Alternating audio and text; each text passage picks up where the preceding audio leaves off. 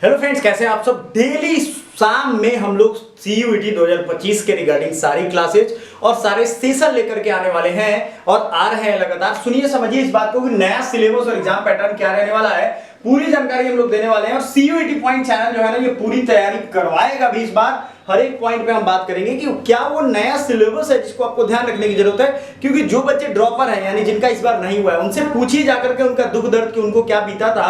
उन्होंने लेट से शुरू किया, सोच रहे हैं 10 दिन 20 दिन 25 दिन 40 दिन में तैयारी करके CUET निकाल लें। और दूसरे चैनल वाले भी कुछ ऐसे हैं जो ऐसा गाजर दिखा करके और बेवकूफ बना रहे हैं। देखो 30 दिन 40 दिन में वो CUET और BHU का अलग एग्जाम होता था ना, वो उन बच्चों के लिए होता था जो सीरियस कैंडिडेट थे। आज भी उन्हीं बच्चों का हो रहा है जो सीरियस कैंडिडेट है। तो समझो इस बात को, समझने वाली बात क्या है कि नया एग्जाम पैटर्न आपको ध्यान रखना है, क्योंकि हर साल इसमें कंपटीशन बढ़ रहा है और आपको कंपटीशन समझना है। क्योंकि अगर नहीं समझोगे तो जाओगे बच्चे, आपका कुछ नहीं जाएगा, मम्मी पापा का सब कुछ जाएगा।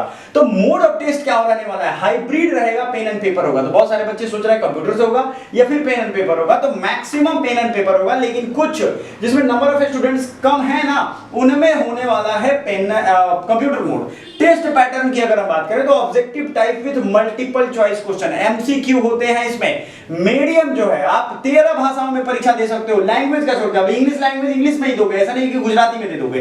तो असमी, बंगाली, इंग्लिश, गुजराती, हिंदी, कन्नड़, मलयालम, मराठी, पंजाबी, उड़िया, तमिलनाडु, ये सब।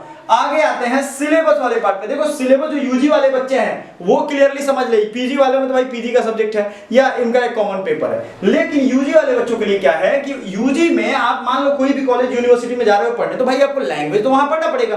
तो एक लैंग्वेज में आपको नंबर लाना है, एक लैंग्वेज का एग्जाम देना। सीधा समझो, आसान भाषा में समझाता हूं, आपको कोई नहीं समझाएगा ऐसा। एक लैंग्वेज तो आपको पढ़ना है। दूसरा, आपको कोई ना कोई सब्जेक्ट वहां पढ़ना हो, जैसे history, geography, polity, BSc bio, zoology, botany, chemistry, कुछ तो लेना होगा। बीकॉम में अकाउंटेंट या और भी सब्जेक्ट बीकॉम वाले आपको लेने तो पड़ेंगे।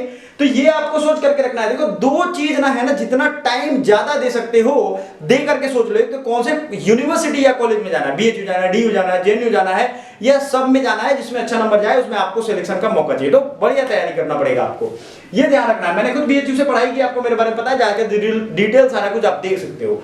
समस्या ये हो जाता है कि बच्चों को पहले से टेंशन है, अरे कौन टेंशन ले, जिसमें होगा पढ़ लेंगे। अरे बेवकूफो, साइंस, कॉमर्स और आर्ट्स तीन स्ट्रीम में से एक चुनना पड़ेगा।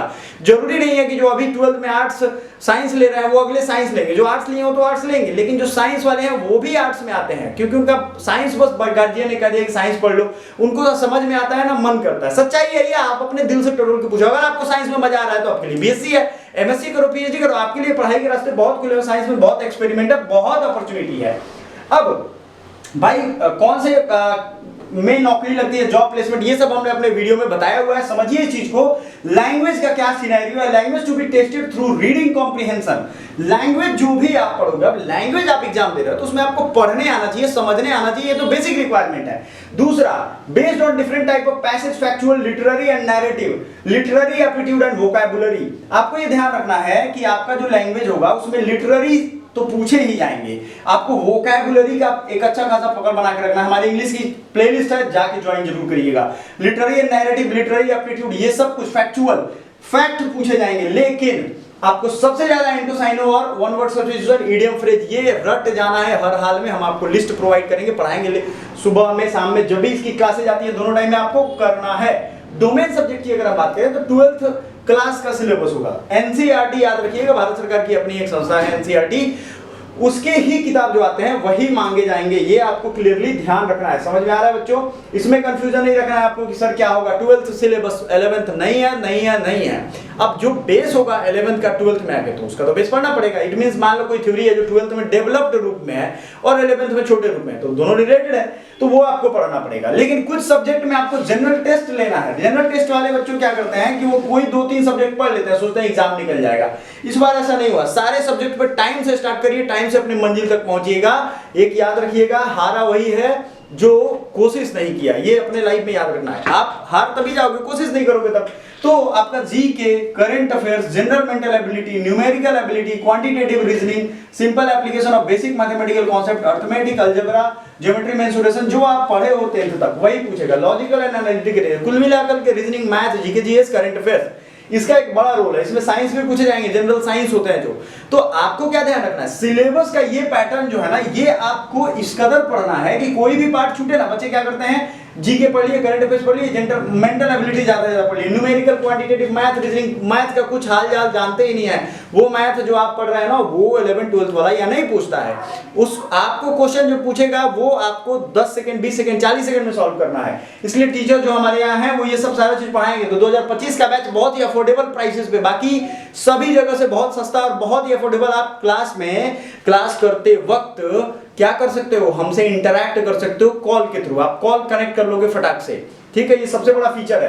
तो डोमेन सब्जेक्ट में क्या क्या होगा, डोमेन सब्जेक्ट में आप जो भी सब्जेक्ट चाहो, अब ये डिपेंड करता है यूनिवर्सिटी क्या डिमांड कर रही है। आप अपने से डोमेन नहीं ले सकते हो। मान लो आपको भले ही हिस्ट्री चाहिए, कोई भी सब्जेक्ट चाहिए, वो तो आपने एक चूज कर लिया, यूनिवर्सिटी चूज कर लिया। क्या वो यूनिवर्सिटी कह रही है कि डोमेन लो, समझ रहे हो बात, वो यूनिवर्सिटी कह रही है डोमेन लो। जैसे मेट्रो में जाओगे आप, तो मेट्रो का कार्ड लेकर के जाना, ट्रेन का टिकट लेकर थोड़ी ना जाओगे। तो वही आप भाई, मेट्रो हो गया, मान लो बड़ा बड़ा डीयू हो गया, वो अलग डिमांड करेगा, तो उसके हिसाब से लेकर के जाना है। समझ में आया आपको, ये चीज समझो। आप ट्रेन में जा रहे हो तो ट्रेन में भी कई सारी कैटेगरी है। एसी फर्स्ट ईयर वाले को थोड़ी ना जगह दे देगा सेकंड में, या जनरल वाला कोई सोचे कि एसी फर्स्ट ईयर में चले जाए। ये चीज समझो आप कि अलग अलग यूनिवर्सिटी का अलग अलग डिमांड है। क्लियर, ये चीज बेसिक लेवल से समझो आप। तो आपको जनरल टेस्ट में ये सारा कुछ करना ही पड़ेगा। ज्यादातर यूनिवर्सिटी जनरल टेस्ट को ले ही रही है अपने अंदर। तो जनरल टेस्ट और लैंग्वेज ये कॉमन हो गया, हिंदी इंग्लिश या जो भी लैंग्वेज है, और ये जनरल टेस्ट, ये आपको हो गया कि ये मतलब हो गया आलू। सभी लोग इससे सब्जी बना रहे हैं। समझ में आ रहा है, बहुत बेसिक लेवल से समझा रहा हूं, क्लियर कट समझना। और सेशन को लाइक कर दो और शाम में डेली अवेलेबल हो जाओ, आपके लिए हम अवेलेबल है। सिलेबस के अकॉर्डिंग आपको हम बता दें कि अगर आप ये डिमांड कर रहे हो कि भैया हमें डोमेन वाले, जैसे आपने इलाहाबाद यूनिवर्सिटी में इस सब्जेक्ट के लिए ये हिस्ट्री मांग दिया है, तो हिस्ट्री के डोमेन पढ़ोगे। वो भी एनसीईआरटी पढ़ना है, एनसीईआरटी 12th। आपसे ज्योग्राफी लेना है और उन्होंने ज्योग्राफी का डोमेन मांग दिया, तो ज्योग्राफी पढ़ोगे आप। ये चीज आप समझ रहे हो, तो आपको दिक्कत नहीं होनी है, बहुत मुश्किल नहीं है। लेकिन बच्चे क्या करते हैं, क्वेश्चन पैटर्न को थोड़ा समझ लेते हैं। देखो, आपको 40 out of 50 question to be attempted in all subjects including language. Language में क्या छोड़ के बाकी 40 ही क्वेश्चन करना है 50 क्वेश्चन में और 45 मिनट में, ठीक है। अब accountancy, economics, physics, physics, computer science, informatics, practices, chemistry और मैथमेटिक्स, इन सब जनरल टेस्ट का ड्यूरेशन 60 मिनट होगा, बाकी सबका 45 मिनट होगा। समझ में आ गया, जनरल टेस्ट का कितना होगा, 60 मिनट। अब हर चीज को आपको खींच तान के बड़ा नहीं करना है। आपको ये ध्यान रखना है कि आप उस यूनिवर्सिटी के एलिजिबिलिटी में आते हो। अगर आप उस यूनिवर्सिटी के एलिजिबिलिटी में नहीं आओगे तो कुछ भी कर लो आपका नहीं होगा। एलिजिबिलिटी क्या होता है, मतलब हर जगह जाने का एक पास तो होता है ना कि भाई वो पास में आपको आना पड़ेगा, ये ध्यान रखो आप। मीडियम जो है दोनों भाषा में होगा, आपको टेंशन नहीं लेना है। चॉइस ऑफ पेपर आप मैक्सिमम 6 पेपर ले सकते हो, ये ध्यान रखिएगा। डोमेन सब्जेक्ट में 6 पेपर, मतलब जनरल टेस्ट, लैंग्वेज और 4 डोमेन, इससे ज्यादा नहीं ले सकते हो आप। और इतने में सारे यूनिवर्सिटी जो आप टारगेट करोगे। मीडियम ऑफ टेस्ट, मीडियम इतने भाषा में आपका क्वेश्चन पेपर आएगा। Mode of examination hybrid pen and paper, अधिकतर पेन पेपर होगा, सीबीटी भी कुछ होगा। टोटल क्वेश्चन जो है वो 50 में से 40 करना है आपको, ठीक है। ये जो है 45 मिनट सबका होगा, लेकिन कुछ कोर्सेज हैं, कुछ जैसे chemistry, physics, mathematics, applied economics, इन सब को, chemistry, computer science, informatics practices, general test, ये 60 मिनट का होगा। समझ में आ गया।